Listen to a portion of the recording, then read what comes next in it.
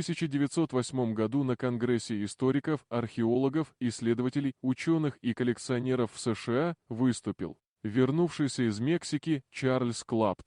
Надо сказать, что мужчина не имел никакого отношения к науке и работал обычным брокером. В соседнюю страну он отправился по долгу работы и там попал в интереснейшую историю.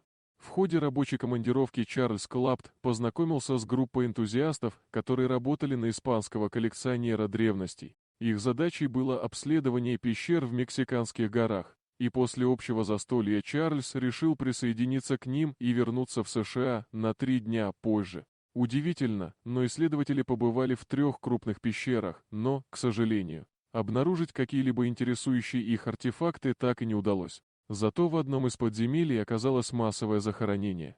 Чарльз Клапт клялся, положив руку на Библию, что лично видел десятки, а может и сотни 3-метровых скелетов. Кроме костей в пещере оказались большие орудия труда. Например, топор весом 24 килограмма, каменные скребки по 3-4 килограмма, 6-метровое копье с древком такой толщины, что его нельзя было держать в одиночку. Все указывало на то, что этими предметами пользовались гиганты в современном понимании размеров человека.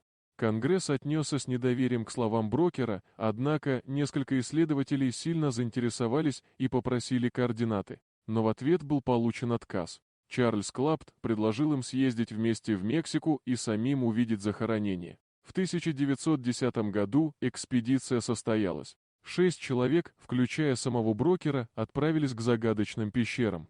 Генри Вуд, один из членов Университета археологии, рассказал, что Чарльз Клапт не врал, и там действительно находилось крупное захоронение великанов. Предположительно, это цивилизация, жившая до индейцев в Америке. Примерный возраст может насчитывать десятки тысяч лет.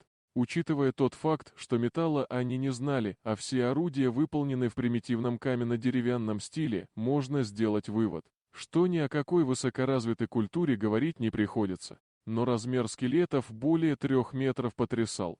По возвращению в США была выпущена статья о загадочной находке в пещерах Мексики. Ее растиражировали во многих изданиях. Власти соседнего государства запретили проводить исследования этих останков и тем более вывозить их за пределы страны. Практически всю свою жизнь Чарльз Клапт потратил на тщетные попытки добиться разрешения вывести хотя бы одну кость для исследований. Так и не получив положительного ответа, он за месяц до смерти хотел побывать еще раз в той самой пещере, но проникнуть внутрь оказалось невозможным.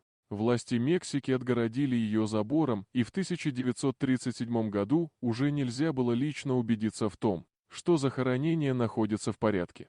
Тем не менее, факт открытия остается несомненным.